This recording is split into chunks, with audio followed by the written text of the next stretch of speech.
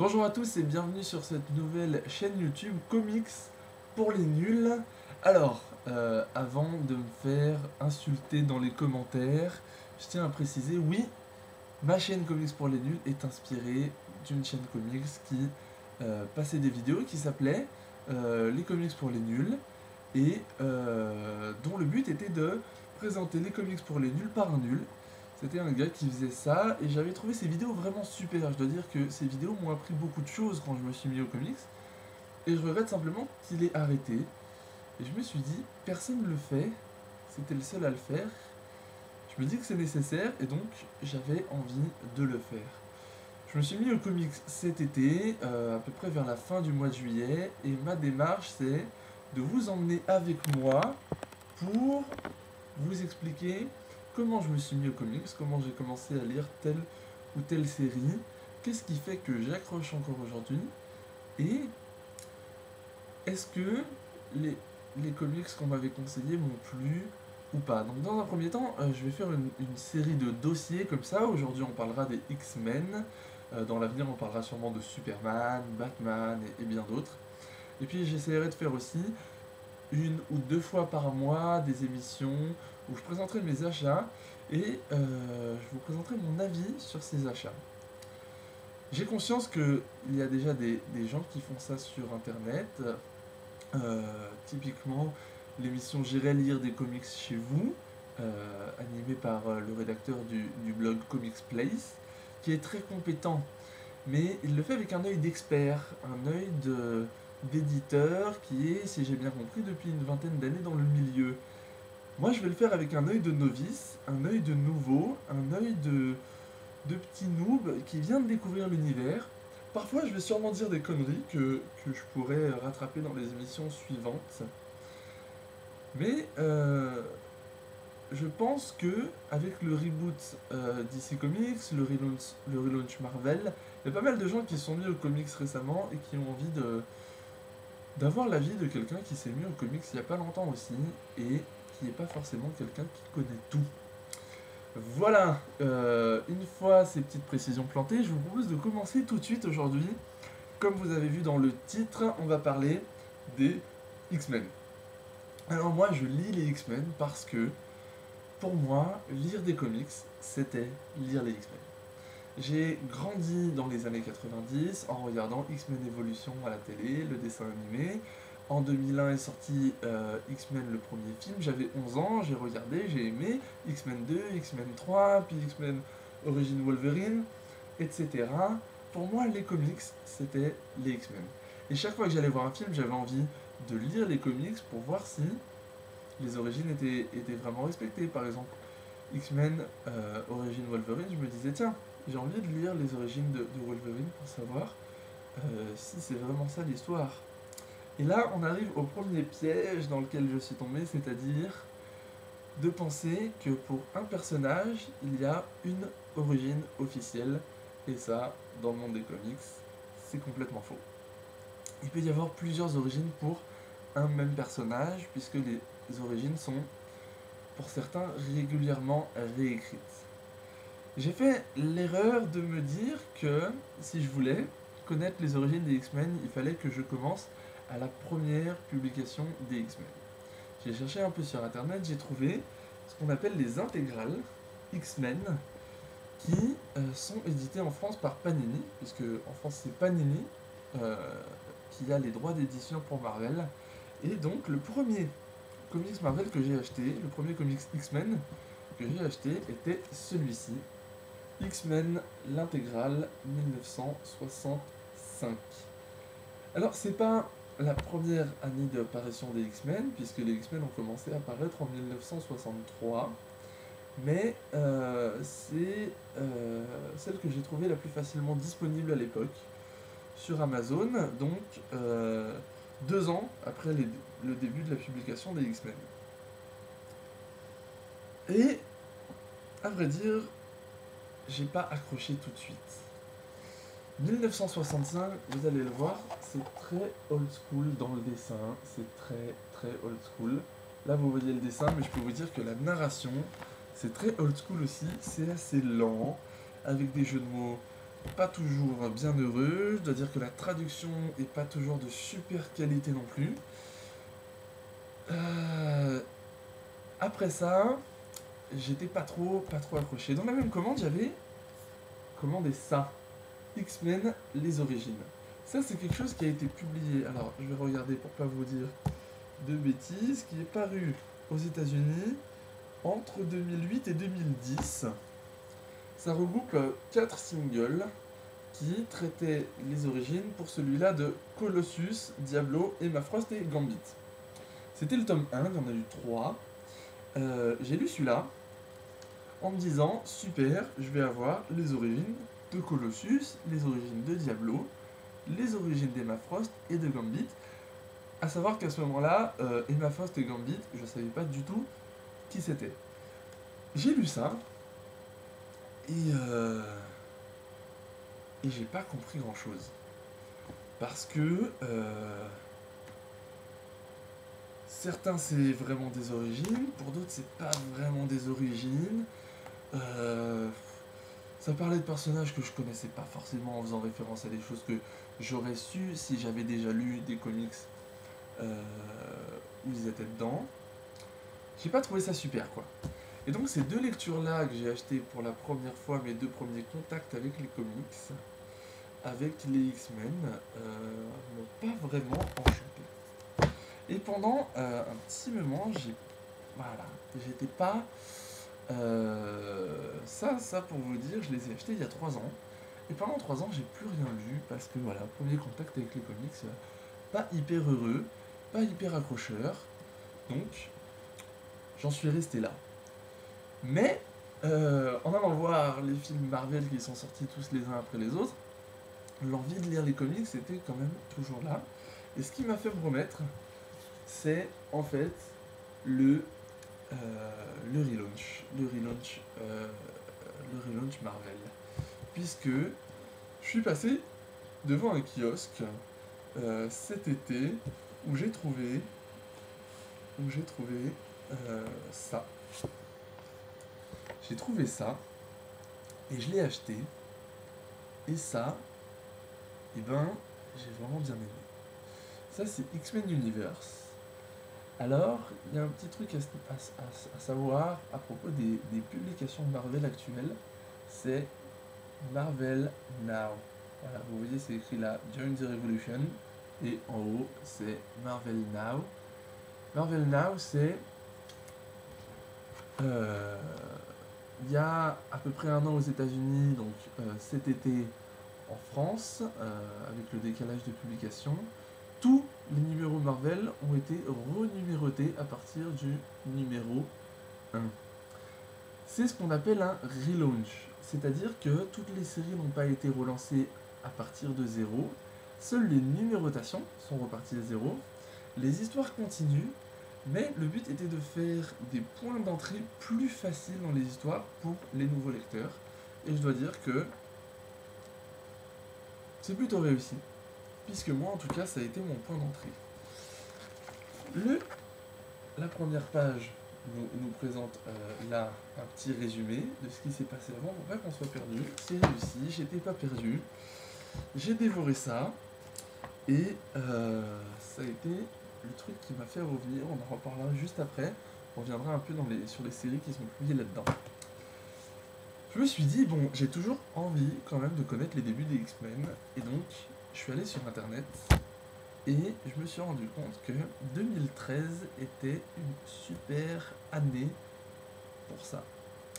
Parce que les X-Men, je vous l'ai dit, ont commencé en 1963, et 2013 c'était donc le 50e anniversaire des X-Men, ce qui fait que les intégrales qui étaient difficiles à trouver avant, l'intégrale 1963-1964 qui était quasi introuvable, qui m'avait amené à acheter la 1965 sans avoir celle d'avant, et bien cette fois, elles ont été toutes rééditées en édition spéciale 50e anniversaire, ce qui fait qu'elles étaient toutes disponibles et j'ai pu m'acheter ça pour une 30aine d'euros.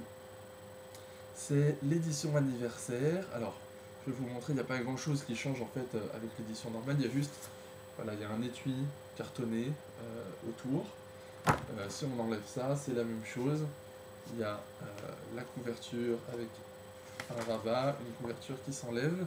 On peut enlever, que j'enlève moi d'ailleurs à chaque fois pour les lire pour pas abîmer la couverture. Et donc j'ai pu quand même connaître le tout début des X-Men. Alors, ça ne change pas, le dessin est hyper old school, la narration aussi un peu lente parfois, les jeux de mots pas très frais, traduction parfois hasardeuse, mais le plaisir d'avoir entre les mains et de lire ce que les premiers lecteurs des X-Men ont lu en 1963. De voir que il y a 50 ans de publication, il y a 50 ans de dessin, il y a 50 ans d'imagination, entre ça, et ben moi ça me fait quand même plaisir, et donc je persévère. X-Men en 63, ça a été écrit par Stan Lee, Jack Kirby. Dans celui-là, le scénario est fait par Stan Lee, le dessin par Jack Kirby. Ça change assez vite dans les intégrales. Stan Lee n'est plus là que pour superviser, le scénario passe à d'autres scénaristes. Et je sais que à partir de début 70 arrive Chris Claremont. Et Chris Claremont, j'ai vu ça sur les forums, il paraît que c'est vraiment super, que c'est vraiment extra, et j'en suis pas encore là, puisque je vais vous montrer. J'ai lu donc 1963-1964, 1965 donc, que j'avais acheté, que j'avais lu à peu près à moitié, que j'avais laissé tomber et que j'ai relu cette fois, et que j'ai vraiment plus apprécié de le lire en parallèle avec d'autres publications plus récentes. C'est quand même la première apparition des Sentinelles par exemple, c'est là-dedans, donc c'est assez intéressant.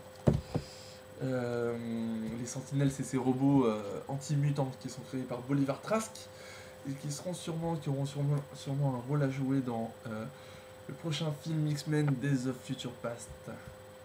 Ensuite, X-Men 66, donc celle-là c'est pas une édition anniversaire non plus. Je vous dirai après où je les achète, comment les acheter, voilà. 66, 1967, ça c'était une édition anniversaire. En fait, celle-là est ressortie il n'y a pas longtemps, donc je l'ai acheté neuve à la Fnac. Voilà, sans souci. Et 1968, voilà, j'ai aussi dans mon étagère la 1980 volume 2, mais que j'ai pas encore ouvert. Je l'ai acheté parce que juste je l'ai trouvé en rayon, elle était disponible. Et j'attends d'arriver, de lire les autres, j'aime bien lire dans l'ordre. Voilà, donc je les achète la plupart soit en magasin comics, comme celle de 1980 volume 2, parce qu'elle a été rééditée récemment et que je l'ai trouvée en magasin. Parfois à la Fnac, mais la plupart je les ai commandés en fait sur Fnac.com. C'est-à-dire que je sais pas comment ils font, Fnac.com, mais vous voyez cette édition-là, c'est pas l'édition collector, c'est une édition normale, et qui est un peu galère à trouver. Celle-là, 1968, celle-là elle est introuvable sur Amazon, vraiment introuvable. Sur Fnac.com, ils l'ont en stock et on peut se faire livrer, et donc voilà, je l'ai acheté sur Fnac.com, elle est arrivée en état impeccable, les coins sont même pas enfoncés, rien du tout, et je dois dire que les fois où je commande sur Amazon des comics, souvent ils arrivent pas en super état, et par contre quand je commande sur Fnac.com, et ben ça arrive vachement en meilleur état. Alors, maintenant je vais vous parler un peu de ce que j'ai acheté plus récemment. Donc ça c'était toutes les intégrales, voilà, que je vais repasser de ce côté. Donc j'avais acheté ça il y a 3 ans. X-Men, les origines, volume 1, parce que ça a été publié à peu près à ce moment-là, 2011 il me semble. Voilà, j'avais pas énormément aimé, mais bon, je me suis dit quand même, je vais tenter ma chance avec le tome 2, le tome 3. Du coup, publié en 2011, je les ai trouvés plus qu'en occasion, je les ai achetés... Non, celui-là, je l'ai trouvé neuf. Celui-là, je l'ai trouvé neuf, l'autre, je l'ai trouvé en occasion. Alors celui-là, bon exemple de comics commandé sur Amazon et qui n'est pas arrivé en super état. Je sais pas si vous pouvez voir là, c'est scotché. J'ai scotché le coin. Parce que quand il est arrivé, il était déchiré. Il était déchiré là, et le truc menaçait de s'arracher, le numéro 2. Donc j'avais pas envie de le renvoyer, j'avais envie de le lire tout de suite, de le garder, donc je l'ai scotché, je l'ai gardé. Et là, ça parle de 4 des 5 X-Men d'origine. Les X-Men d'origine, c'est Cyclope, Iceberg, Jean Grey, le Fauve, et il me manque qui Angel. Il me manque Angel. Angel qui n'a pas sa série X-Men origine, X-Men les origines en comics dans cette édition. Ici on a Cyclope, Iceberg, Jean Grey, le Fauve. Voilà, je dois dire qu'encore une fois, j'ai pas trouvé ça super, hein, vraiment. Tant au niveau du dessin, voilà, le dessin sur l'épisode de Jean Grey, c'est pas du tout mon style, j'ai vraiment pas accroché. Regardez, professeur Xavier dessiné là, j'aime pas du tout comme il est dessiné. Plein de choses comme ça, voilà, j'ai pas trop aimé. Par contre, il y a un truc qui m'a vraiment scotché, c'est ça. C'est la couverture originale de X-Men d'origine Cyclope. Et ça, je trouve ça hyper classe. Si jamais je la trouve en poster, je l'achète direct pour l'afficher dans ma chambre, dans mon bureau, peu importe, dans les toilettes. C'est juste magnifique. Voilà, donc X-Men Origine 2, j'ai pas trouvé ça super non plus. Je me suis obstiné et j'ai pris le 3 qui était disponible plus qu'en occasion. Apparemment, quand il est sorti, il est parti comme des petits pains parce que c'est Wolverine. Et Wolverine, voilà, il déchaîne les passions, tout le monde l'aime et tout. Moi, ce qui me faisait surtout plaisir, c'est que là-dedans, il y avait Deadpool. Et j'ai découvert Deadpool récemment. Maintenant, je suis vraiment un grand fan de Deadpool. J'adore ça, il est super drôle. Et pourtant, avec ça, encore une fois, j'étais déçu. C'est pas top, c'est pas top, c'est pas top. J'étais déçu. Voilà. Si vous voulez commencer les X-Men, on pourrait se dire X-Men les origines, passage obligé. Moi je vous dis X-Men origines, on peut s'en passer complètement sans problème. Par contre, on passe maintenant sur deux trucs extra qui m'ont grave accroché à fond, qui sont super, qui sont sortis cette année, que vous pouvez trouver encore en librairie, sur Amazon pour l'un, et pour l'autre que vous trouvez encore facilement d'occasion, et qui est une publication en cours. Le premier, c'est X-Men Season 1. Marvel a publié aux États-Unis des Season 1 qui sont publiés cette année en France par Panini. Le but, c'est de raconter, de réécrire les origines de certains héros pour faciliter la compréhension des nouveaux lecteurs, donc les gens comme moi. X-Men Season 1, c'est une réécriture avec un angle vraiment super. C'est super, vraiment. À acheter, si vous voulez commencer les X-Men, c'est à acheter. Si vous avez jamais lu les premières publications des X-Men, vous pouvez quand même complètement apprécier ça, parce que c'est vraiment super bien écrit et que c'est vraiment bien remis au goût du jour. Par contre, moi, ce qui m'a fait que j'ai vraiment apprécié ça, c'est d'avoir lu X-Men 63-64, le tout début. Parce que, en fait, les événements qui sont là-dedans sont repris là-dedans avec un autre point de vue. C'est les mêmes événements, parfois avec quelques toutes petites différences, parfois certains un peu plus zappés, on passe beaucoup plus vite là-dedans alors qu'on passe du temps dans l'autre. Mais ça, en fait, c'est tous les événements vus à travers le regard de Jean Grey. De Jean Grey qui arrive dans l'équipe, puisque Jean Grey c'est la dernière à avoir rejoint l'équipe des X-Men. Elle arrive et c'est elle la narratrice et on voit tout ce qu'elle en pense, toutes ses interrogations, et c'est vraiment super. Autre lecture dans le même style, puisque ça prend tout son intérêt si on a lu l'intégrale 63-64, c'est X-Men, le magazine X-Men en français, et en particulier la série de Brian Michael Bendis, le grand Brian Michael Bendis qui fait des prodiges en ce moment. C'est lui qui bosse par exemple sur les ventes Age of Ultron, qui est en train d'être publié en ce moment en français et qui est vraiment super, qui moi me comble à tous égards. Je vais essayer de trouver la conversion originale là dans les pages pour vous montrer un peu la couverture de All New X-Men. Ah là là, All New X-Men, oui, donc c'est le premier, donc la couverture elle doit être... Voilà, ça c'est une variante cover qui a été publiée aux États-Unis, ça c'est une autre couverture qui a eu.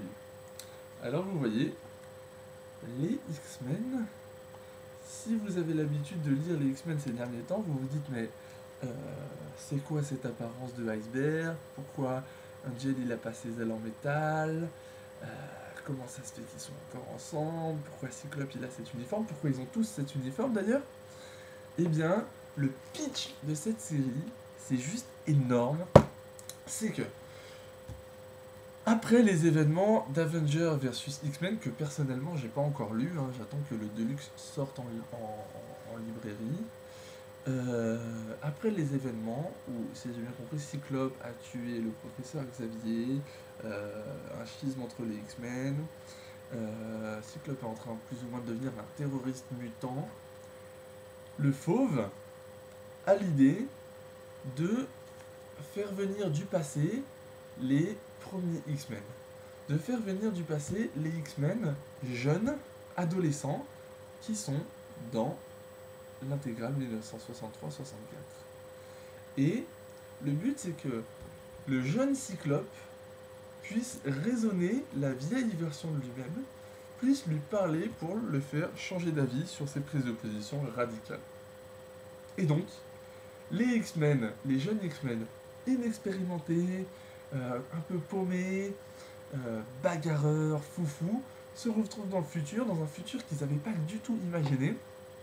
Tout ne s'est pas du tout passé comme eux ils l'auraient prévu. Et ils vont devoir choisir de rester ou de repartir. Ils vont rencontrer leur double du futur, ce qui va faire surgir tout un tas de questions, principalement pour le personnel d'Angel. C'est vraiment super. Dans les publications Marvel Now consacrées aux X-Men, si vous ne devez en acheter qu'une, achetez celle-là. Ça coûte 4,80€ chaque mois. On a 2 épisodes de All New X-Men. On a aussi 2 autres séries dedans qui sont Uncanny X-Men et Cable on X-Force, qui sont également assez agréables. Uncanny X-Men est vraiment en lien avec All New X-Men. Cable on X-Force est assez agréable aussi. Et voilà. Donc on va embrayer sur les publications kiosques de Marvel. Voilà, ça c'était la première. X-Men, tout simplement X-Men. Donc là je vous montre le numéro 1, on en est actuellement au numéro 5, qui est paru en novembre. Numéro 5. C'est encore assez relativement facilement trouvable sur internet. Le numéro 1 vous le trouverez sûrement pas à 4,80€ sur internet, hein. Vous devrez sûrement payer plus dans l'ordre des 10€ par exemple sur Price Minister, sur eBay, tout ça, mais ça vaut le coup, hein, ça vaut le coup pour avoir la collection complète, pour commencer au numéro 1. Ou alors vous pouvez tout simplement lire des résumés si vous trouvez sur internet des résumés du numéro 1 à 4 et commencer au numéro 5. Après tout, vous ne serez pas complètement perdu non plus. Donc voilà, ça c'était la première publication X-Men, avec à l'intérieur l'excellent All New X-Men, Uncanny X-Men, Cable and X-Force. Voilà, 4,80€, c'est du bon. Deuxième publication, X-Men Universe. X-Men Universe, c'est, à mon sens, un petit peu le magazine X-Men un peu au rabais, quoi. Pas au rabais en termes de prix, puisque c'est 4,80€ aussi, mais c'est un peu... Dedans, il y a les séries consacrées aux X-Men qui sont peut-être un petit peu moins bien. Mais quand même pas mal, quand même vraiment pas mal. Alors il y a dedans Savage Wolverine. Wolverine se retrouve en Terre Sauvage. La Terre Sauvage, si vous savez pas ce que c'est un endroit sur Terre où, en gros, c'est la préhistoire. et il se retrouve là, il sait pas trop pourquoi, il va devoir se battre, trouver des gens, etc., etc. Il y a Age of Apocalypse qui est, si j'ai bien compris, un univers parallèle où Wolverine a été investi de la force Apocalypse. Il règne comme dictateur sur le monde et son but est d'exterminer les humains. Un petit groupe de résistants mutants tente de l'arrêter. Il y a Astonishing X-Men, je sais pas exactement ce que c'est, Astonishing X-Men.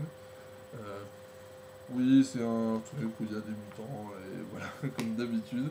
Et puis il y a Uncanny X-Force, qui est pas mal aussi. Voilà, je l'achète parce que j'ai envie de tout avoir en fait, et je le lis. Je passe un bon moment à le lire, mais c'est pas vraiment ma série préférée, à part peut-être Savage Wolverine que je prends vraiment de plaisir à lire, écrit, dessiné par Frank Shaw. Frank Shaw qui, si ma mémoire est bonne, sera à la Paris Comics Expo, qui commence enfin, ces jours-ci là. Et donc ouais, ça peut être une bonne occasion d'acheter un exemplaire et d'aller le faire signer par Monsieur Frank Shaw. Voilà, et on termine par Wolverine. Wolverine, c'est pas un magazine consacré aux X-Men en général, c'est un magazine consacré à Wolverine avec à l'intérieur deux séries, Wolverine et Wolverine and the X-Men. Donc il y a quand même du X-Men dedans. Dans Wolverine and the X-Men, on voit Wolverine dans son rôle de professeur à l'école Jean Grey, l'école Jean Grey, sa relation avec les autres professeurs, Tornade, Kitty Pryde, etc. C'est pas mal. C'est pas non plus mon magazine préféré, quoique la série Wolverine est pas mal. C'est pas non plus mon magazine préféré, ça coûte 4,50. Je l'achète parce que j'ai envie de tout avoir. J'ai commencé à l'acheter aussi parce qu'il y a un crossover qui va commencer bientôt. C'est Battle of the Atom et que la série Wolverine sera impliquée dans ce crossover, donc j'ai envie de tout comprendre, donc je me suis mis à acheter ça.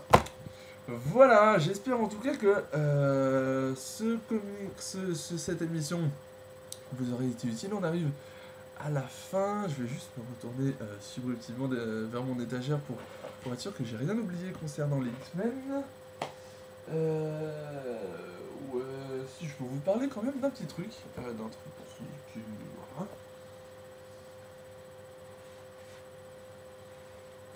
C'est Wolverine Season 1.